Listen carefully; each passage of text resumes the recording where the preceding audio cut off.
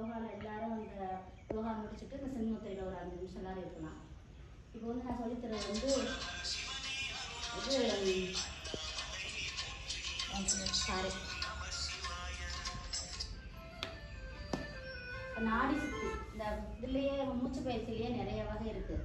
நமக்கு செய்கிறது நாடி சுத்தி. நாடி சுத்தினா நம்மளுடைய அந்த சுவாச பாதையை வந்து சுத்தப்படுத்துறது.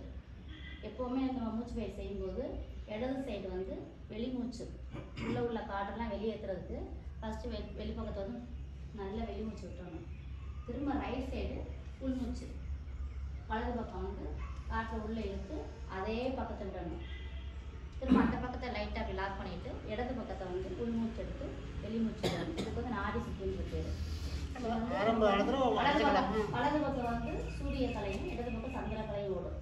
ரெண்டுமே சமமாக இருந்தால் தான் நமக்கு வந்து லங்ஸு நமக்கு மூச்சு விடுறதுக்கு நல்லா அந்த பயிற்சி டெய்லி செஞ்சோன்னா மூக்கடை